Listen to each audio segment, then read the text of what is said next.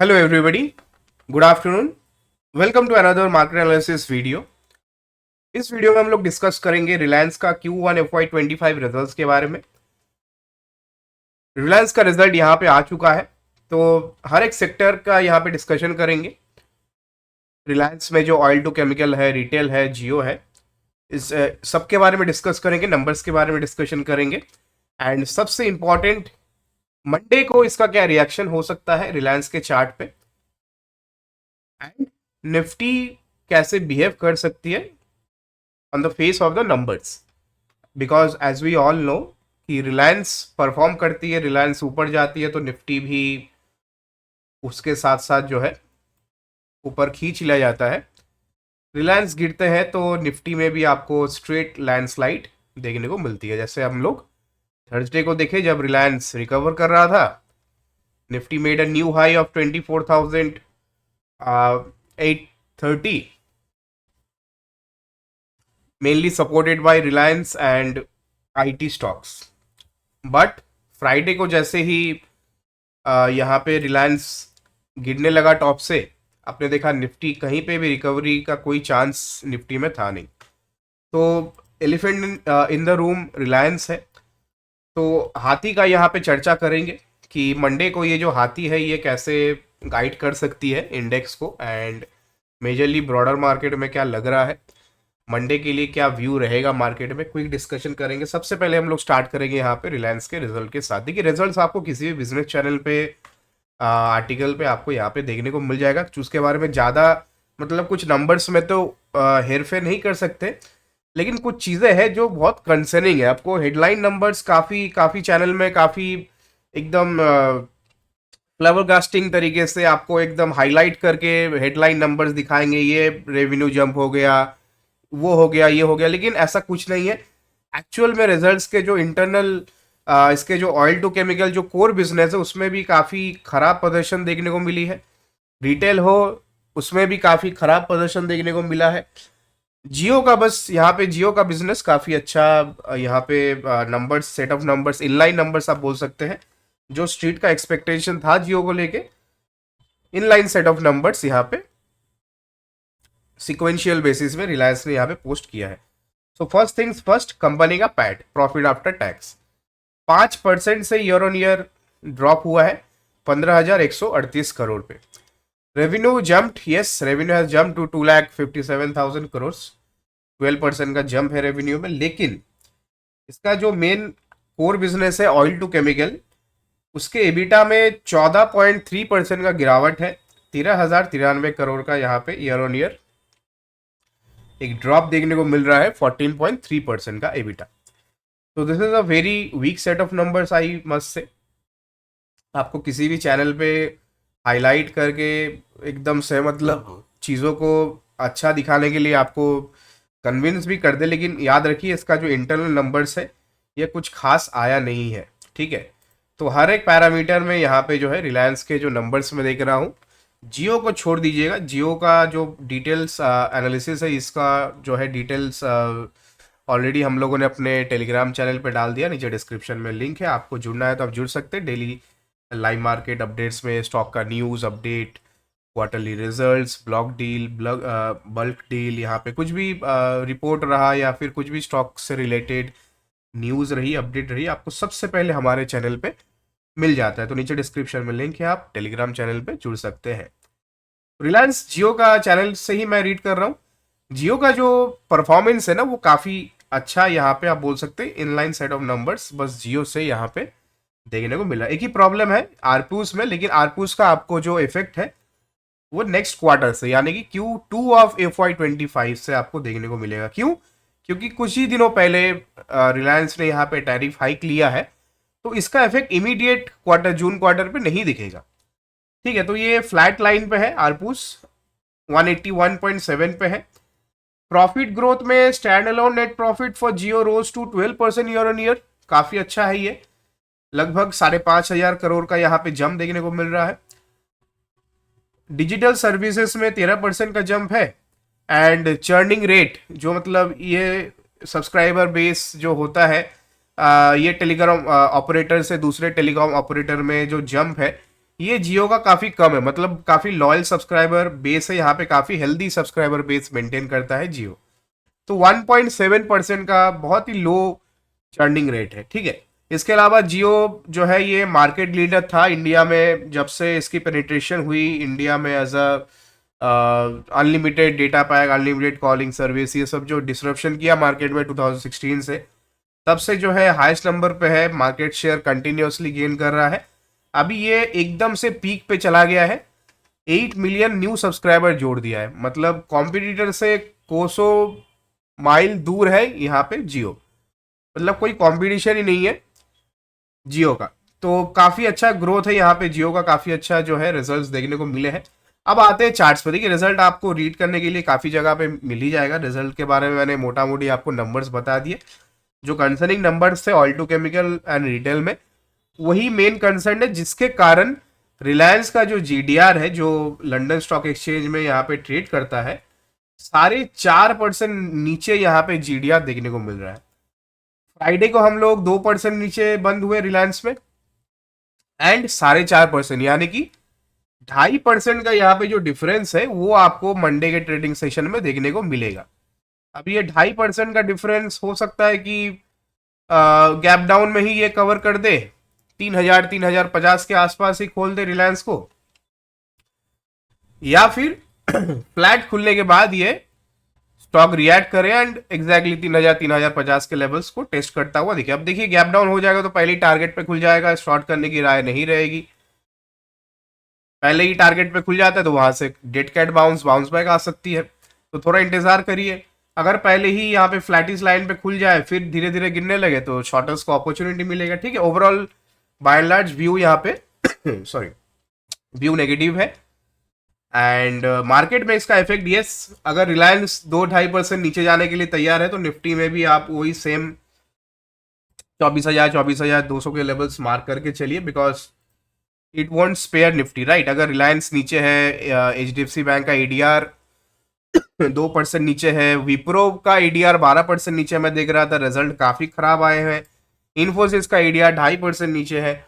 तो ये सबको देखते हुए मेरे को लग रहा है कि एक बार के लिए जो है निफ्टी का इंडेक्स भी यहाँ पे पॉज लेने के लिए तैयार हो रहा है।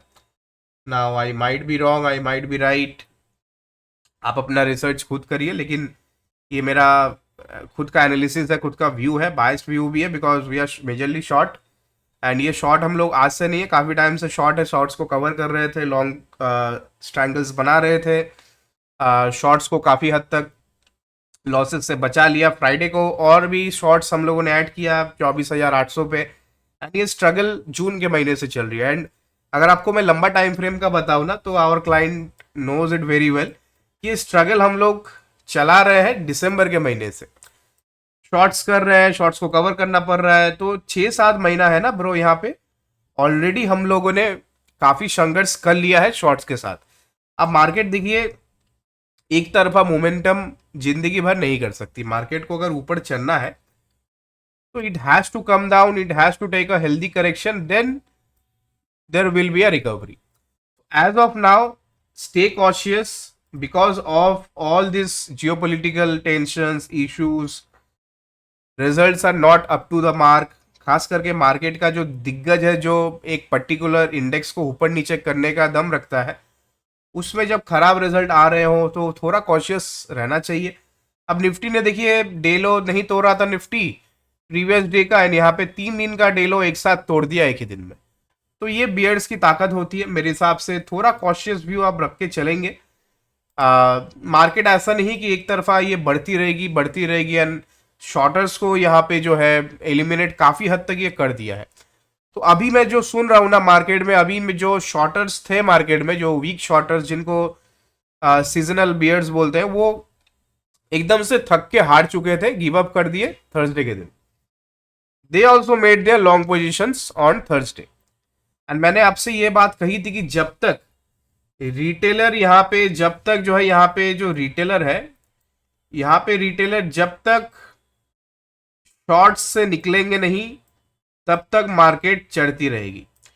जब ये रिटेलर लॉन्ग पोजीशंस इनिशिएट करने लगेंगे तब मार्केट क्रैश करेगा, तब मार्केट में आपको यहाँ पे क्रैश आता हुआ दिखेगा। तो तेजी करने वालों के लिए मंदोरिया लोग चाहिए, वो जो तेजी का जो फ्यूल होता है उसको जारी रखने के लिए। मंदोरिया अगर हट जाएंगे तो तेजी करने वाले को फ्रेश खरीदारी करना पड़ेगा, शॉर्ट कवरिंग का सहारा नहीं मिलेगा। इसके कारण जो है फ्राइडे को कोई खास खरीदारी हुई नहीं बाजार में।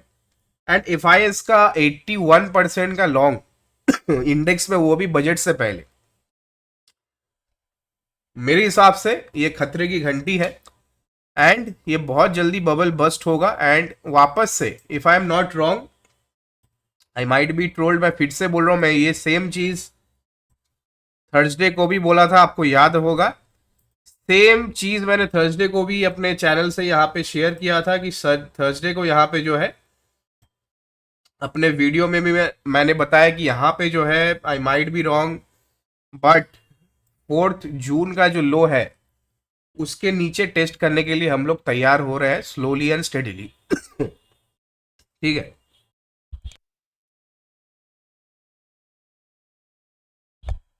तो तैयार हो जाइए। 1-2% का अपसाइड के लिए 10-15% का रिस्क मत लीजिए, कैश पे बैठिए। अच्छा प्रॉफिट हुआ है, मुनाफा बुक करिए, नहीं तो 1 महीने बाद, 2 महीने बाद मैं इस चैनल से वीडियो बना रहा होऊंगा एंड तब आप ट्रोल करने के बजाय ये रिग्रेट करके कमेंट कर रहे होंगे कि अरे काश मुनाफा तब हो रहा था अच्छा खासा पीएसयू में, रेलवे स्टॉक्स में, डिफेंस में, काश बुक कर लिया होता। ठीक है, तो थोड़ा कॉशियस रहने का टाइम है। रिलायंस के रिजल्ट के कारण थोड़ा प्रेशर निफ्टी में और पड़ सकता है। तो मंडे का बाय एंड लार्ज जो एनालिसिस रहने वाला है निफ्टी के चार्ट्स में, एक बार 5 मिनट के टाइम फ्रेम पे आते हैं। देखिए चार्ट में यहाँ पे आपको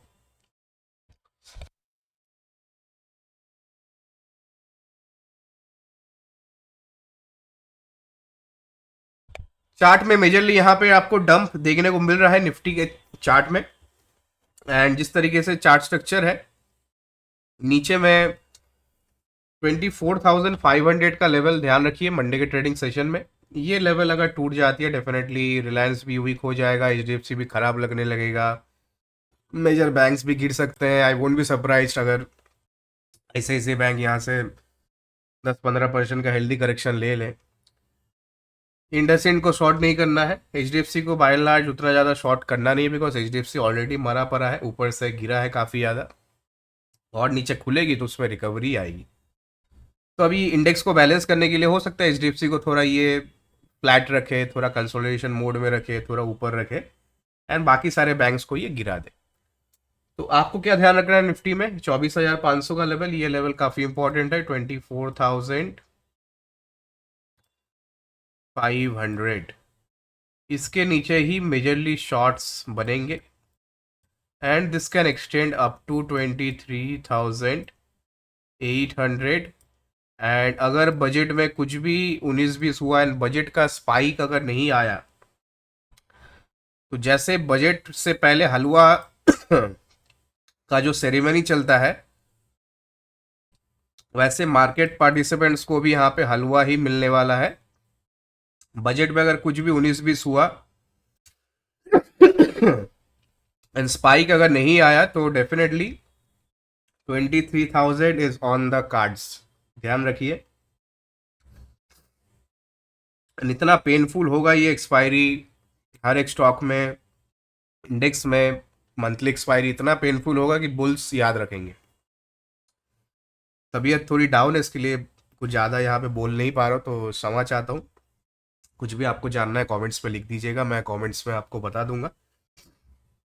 और ऊपर में रेजिस्टेंस देखिए, यहाँ पे इमीडिएट बेसिस के लिए रेजिस्टेंस निफ्टी में जो है यहाँ पे 24,650, 24,650 पे इमीडिएट रेजिस्टेंस है। इसको ऊपर निफ्टी निकल जाती है तो 24,850 का लाइफ टाइम हाई। ठीक है, एंड 25,120 तक निफ्टी जा सकती है। ठीक है, तो बाय एंड लार्ज मंडे के लिए देखिए, क्योंकि ट्यूसडे को बजट है ना, तो ये जो रिलायंस का रिजल्ट है, दो चीज़ हो सकती है, या तो मार्केट इसको डिस्काउंट करके ऑलरेडी चल रही है, तो ये गैप डाउन करके ये जीडीआर का जो डिफरेंस है उसको भर देंगे।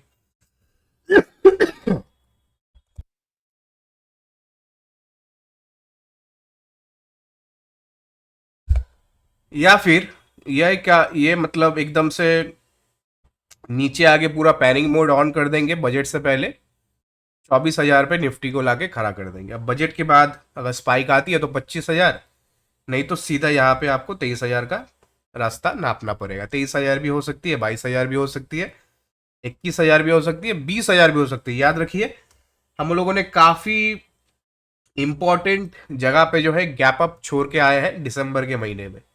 लेवल है 20,200 से लेके 20,500 600 के बीच में। तो ये जो गैप है ना, ये फिलअप होना बहुत ज़रूरी है। तो ये कब होगा, कैसे फिलअप होता है देखना पड़ेगा, लेकिन जब भी होगी बहुत पेनफुल होगा ये बुल्स के लिए। जो बुल्स 4-5 साल से जो कमा रहे हैं बुल्स, यहाँ पे सो रहे हैं, पोजीशन लेके सो जा रहे हैं, लॉन्ग पोजीशन उठ के देख रहे हैं प्रॉफिट, वैसा जो है थोड़ा दिन अभी जाने वाला है। तो मेरे को लगता है कि जितना आप कॉशियस रहेंगे, उतना सावधान रहेंगे, जितना उतना आप सेफ रहेंगे मार्केट में। तो निफ्टी का ये व्यू है। निफ्टी आवरली टाइम फ्रेम पे, डेली टाइम फ्रेम पे, हर एक टाइम फ्रेम पे ओवरबॉट लग रहा था, एंड अभी आवरली टाइम फ्रेम इसका बिल्कुल चेंज हो चुका है। ठीक है, अभी ये सपोर्ट्स पे आ चुका है। ये सपोर्ट जैसे ही टूटेगा, मैंने आपको लेवल बता दिया, अकॉर्डिंगली मंडे के दिन लेवल्स पे काम करिए। एंड कुछ भी डाउट हुआ, कुछ भी क्वेरीज है, तो वो नीचे टेलीग्राम के चैनल का लिंक है, वहाँ पे आप ज्वाइन करके पर्सनल चैट पे भी आप पूछ सकते हैं। एंड कम्युनिटी का भी वहाँ पे लिंक दिया हुआ है, आई गेस निफ्टी का कम्युनिटी लिंक, जहाँ पे हम लोग हर एक इंडेक्स के बारे में बातचीत करते हैं, स्टॉक्स के बारे में बातचीत करते हैं। web.fanconnect.com ये पेड ग्रुप है, इसके थ्रू भी आप जुड़ सकते हैं। डेली का अपडेट्स, डेली का एनालिसिस, जो भी हमारे लेवल्स यहाँ पे रहते हैं मार्केट में, जहाँ पे जो भी सिनेरियो वगैरह लगता है, जहाँ पे जिस स्टॉक में एंट्री लगती है, एग्जिट लगती है, सब कुछ का डिस्कशन, गाइडेंस, फॉलोअप आपको इसी चैनल पे मिल जाता है। तो ये ज्वाइन कर, ये आपका फिनोस्टैट का प्रीमियम कम्युनिटी मेंबरशिप हो गया, ये पेड मेंबरशिप है। इसका लिंक भी डिस्क्रिप्शन में web.fanconnect.com। लाइफ टाइम इसका आप लेते हैं तो इसमें कूपन कोड है Nifty 24K। Thank God Nifty 25K नहीं गया है, अपने को कूपन कोड चेंज करना नहीं पड़ा। तो Nifty 24K अगर आप कूपन कोड यूज़ करते हैं तो लाइफ टाइम प्लान में आपको डिस्काउंट मिल जाती है। इसके अलावा क्वार्टरली एंड मंथली प्लान भी है, इसको भी आप कंसिडर कर सकते हैं। चलिए बैंक निफ्टी में आते हैं। देखिए bank Nifty as compare to Nifty उतना ज़्यादा गिरा नहीं है। इसका कारण एक है कि बैंकिंग स्टॉक्स में कल कुछ खास क्रैकडाउन नहीं आया, and second thing is bank Nifty already top से काफ़ी ज़्यादा गिरा हुआ है। बैंक निफ्टी के लिए मेजर रेंज जो मेरे को लगता है कि जिस दिन हम लोग को शॉर्ट्स काटना चाहिए बैंक निफ्टी में, वो रेंज रहेगा 52,500। 52,500 जिस दिन बैंक निफ्टी निकाल दिया ऊपर में, एंड क्लोजिंग उसके ऊपर आ गई। अब कल इसमें क्लोजिंग आई थी, लेकिन मेरे को डाउट था कि ये क्लोजिंग टिकेगा नहीं, तो हम लोगों ने अपने शॉर्ट्स काटे नहीं। अब दोबारा से अगर 52,500 के ऊपर बैंक निफ्टी क्लोज करती है, definitely we are going to see 53,000 54,700 का जो लेवल है मेरा, वो इंटैक्ट रहेगा, वहां तक जा सकते हैं। लेकिन मैं आपको फिर से बता रहा हूँ, 54,700 यहाँ से लगभग, अगर मैं 52,500 से ही हिसाब लगाऊं, तो 54,700 ऑलमोस्ट यहाँ से 5% दूर है। ठीक है, अब एज अ ट्रेडर मैं ये 5% कमाने के लिए, ध्यान से सुनिएगा, ये 5% कमाने के लिए मैं अपना स्टॉप लॉस जो है वो 4 जून के लो पे नहीं लगा सकता बॉस। मेरे इतना रिस्क एपेटाइट है ही नहीं। तो मैं ऊपर में 5% कमाने के लिए नीचे का 12% का मैं रिस्क कैसे ले लूँ? इसलिए हम लोग लॉन्ग पोजिशंस पे ज़्यादा है नहीं। Mostly we are seeing major crackdown in banks, and also Nifty में से सीमेंट ले लीजिए, एनर्जी ले लीजिए, बाय एंड लार्ज यहाँ पे कुछ चुनिंदा एफएमसीजी काउंटर से ले लीजिए। आईटी में थोड़ा बहुत यहाँ पे ट्रैक्शन है, लेकिन आईटी भी यूटर्न लेने के लिए तैयार हो रही है। जैसे हम लोगों ने माइक्रोसॉफ्ट में देखा कल क्या हुआ, बोर्डिंग पास भी हैंड रिटन दिए जा रहे हैं लोगों को। तो आईटी में मेजरली यहाँ पे निफ्टी में रैली आईटी से आ सकती थी, आ गई। बैंक्स में हम लोग मेजरली फाइनेंस में शॉर्ट है, HDFC को छोड़ के, इंडसइंड को छोड़ के बाकी सारे बैंक्स में यहाँ पे सेल सिग्नल जनरेट हो चुके हैं। निफ्टी को ऊपर रखने का काम आईटी का है। अगर आईटी ऊपर रखती है तो दूसरे सेक्टर इसको नीचे ट्रैक करेगी। जैसे ऑटो में 100% ऑटो में यू टर्न सिग्नल आ चुका है, चाहे वो महिंद्रा एंड महिंद्रा हो, टाटा मोटर्स हो, चाहे आइचर मोटर्स हो, बजाज ऑटो, कोई भी यहाँ पे स्टॉक उठा के आप देख लीजिए, ओवर वैल्यूएशन पे ट्रेड कर रहा है, हाईएस्ट पीई पे ट्रेड कर रहा है, आरएसआई में नेगेटिव सेल्स सिग्नल जनरेट हो रहा है। तो मेजरली यहाँ पे जो है ऑलमोस्ट 90% ऑफ द सेक्टर में ही एक प्रॉफिट बुकिंग, एक यू टर्न लेने का यहाँ पे संभावना बन रही है। इसलिए मैं बोल रहा हूँ कॉशियस रहिए। एंड मंडे के लिए बैंक्स में देखिए, मैं फिर से बोल रहा हूँ 52,500 के ऊपर मंडे को बैंक्स टिकता है, जो होना नहीं चाहिए बिकॉज मेजरली गैप डाउन ही होगा। अगर 52,500 के ऊपर मंडे बैंक्स टिक जाए तो एक बार बजट के लिए बेट लगा लीजिएगा इसमें 53,000 and life time high and 54,000 का। लेकिन अगर मंडे के दिन क्रैकडाउन आता है, फर्दर ये क्रैकडाउन एक्सटेंड होके रिसेंट स्विंग लो, ध्यान से सुनिए, रिसेंट जो स्विंग लो है इसको भी अगर ब्रेक कर देती है 51,750, तो बैंक निफ्टी में एक बड़ा वाला क्रैकडाउन के लिए तैयार हो जाइए। वो बजट के दिन भी आ सकता है, बजट से पहले भी आ सकता है, बजट के 2 दिन बाद भी आ सकता है। Next level of support will be 50,000, 50,500, as simple as that. ठीक है। एंड चार्ट्स पे ऐसा ड्राइंग जो है जस्टिफाइड भी हो रहा है। देखिए ये जो क्रैकडाउन है ये जस्टिफाइड भी हो रहा है। यहां से अपसाइड चली जाएगी तो थोड़ा वियर्ड लगेगा चार्ट, नहीं? तो प्राइस एक्शन बोलता है यहाँ पे, एंड प्राइस को ध्यान में रखते हुए यहाँ पे थोड़ा कॉशियस बेट्स लगाइए, चुनिंदा स्टॉक्स में लॉन्ग रहिए, बाकी जहां पे भी शॉर्टिंग अपॉर्चुनिटी दिखे वहां पर शॉर्ट कीजिए। तो यही व्यू है मंडे के लिए। एंड मंडे को दिन बैंक निफ्टी में अगर 52,100 के नीचे ब्रेकडाउन आ जाती है, डेफिनेटली 52,000, 51,750 एंड 600 का लेवल ओपन हो जाएगा। ठीक है। और भी बाकी कुछ रहा तो मैं अपडेट कर दूंगा। संडे का अपना लाइव सेशन भी है, तो लाइव सेशन जुड़ जाइएगा। बाकी सारी डिटेल्स हम लोग मिड कैप के बारे में डिस्कशन करेंगे, बैंक एक्स के बारे में डिस्कशन करेंगे। नीचे डिस्क्रिप्शन में टेलीग्राम चैनल का लिंक है, वहाँ से आप डायरेक्टली ज्वाइन कर सकते हैं। Thank you so much guys, thanks for watching. फिर से मिलते हैं नेक्स्ट वीडियो में।